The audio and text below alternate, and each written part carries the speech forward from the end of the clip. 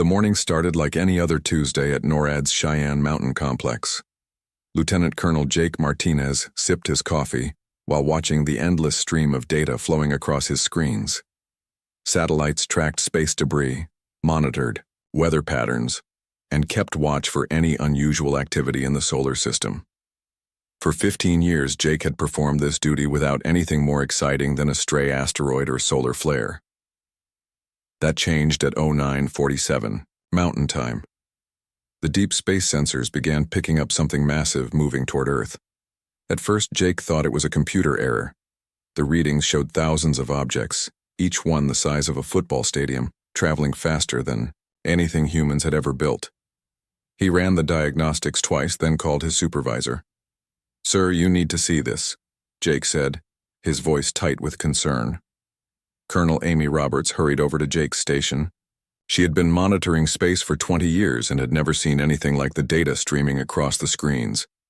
The objects were decelerating as they approached the outer edge of the solar system, which meant they were controlled, intelligent, and heading directly for Earth. "How many?" Amy asked, though she already feared the answer. "Computer estimates 50,000 individual craft, sir. They'll reach Earth orbit in 6 hours. Amy felt her stomach drop. She immediately picked up her secure phone and called the Pentagon. Within minutes, the call was transferred to Defense Secretary Tom Bradley, who was having lunch with President Lisa Murphy in the White House. The president listened in silence as Tom explained the situation. 50,000 unknown spacecraft approaching Earth. No communication attempts from the visitors, no indication of peaceful intentions. The largest military force in human history wouldn't even be a fraction of what was heading toward their planet. "How long do we have?" "President," Murphy asked. 6 hours, maybe less if they accelerate again." President Murphy closed her eyes for a moment.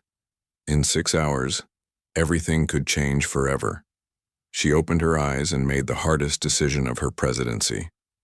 "Send the message to all world leaders. Emergency session in 2 hours. Tell them, we're facing a possible invasion." Across the globe, world leaders received the most terrifying message in human history. The Chinese premier was pulled from a meeting with trade ministers. The Russian president was woken from his afternoon nap. The British prime minister was rushed from parliament to a secure bunker. Every major government on Earth went into emergency protocols. Meanwhile, the approaching fleet continued its steady advance toward Earth. Admiral Zexkar stood on the bridge of his flagship, the Conquest of Worlds, reviewing the tactical data on humanity's home planet. His purple skin glistened under the ship's artificial lights, and his forearms moved gracefully as he manipulated the holographic displays. Earth looked exactly like every other primitive world he had conquered.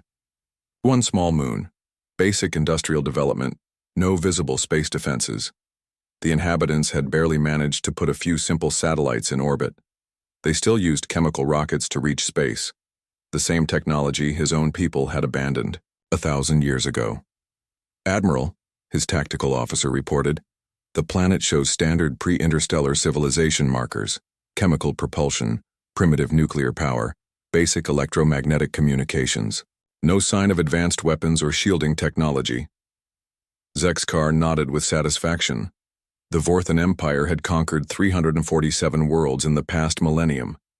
Each conquest followed the same pattern: arrive with overwhelming force, demand surrender, crush any resistance, enslave the survivors. Primitive species always folded quickly when faced with superior technology. "Time to orbital position?" Zexkar asked. 4 hours, Admiral." "Excellent. Prepare the standard surrender broadcast. Make sure it's translated into their dominant languages." Back on Earth, President Murphy sat in the Situation Room with her top advisors. The massive conference table was surrounded by screens showing the approaching alien fleet. Every few minutes, the estimated arrival time clicked down another minute. General Kevin Brooks, chairman of the Joint Chiefs, presented humanity's options. They weren't good. Earth's combined military forces possessed about 12,000 aircraft, 300 naval vessels capable of missile strikes, and enough nuclear weapons to destroy the planet several times over. Against 50,000 alien spacecraft with unknown capabilities, the odds were impossible. "What about our space assets?" President Murphy asked. The International Space Station has 6 crew members. We have maybe 24 active satellites, with any kind of defensive capability. Our newest fighter jets can barely reach the edge of space for a few minutes. Dr. Elizabeth Kane, the President's science advisor, had been quietly studying the sensor data from NORAD. She looked up from her tablet with a puzzled expression. Madam President, there's something strange about these ships. Based on their heat, signatures, and energy output, they're using fusion drives. Basic fusion technology. Not much more advanced than what we developed 10 years ago. What does that mean? The President asked. It means they're not as advanced as we feared.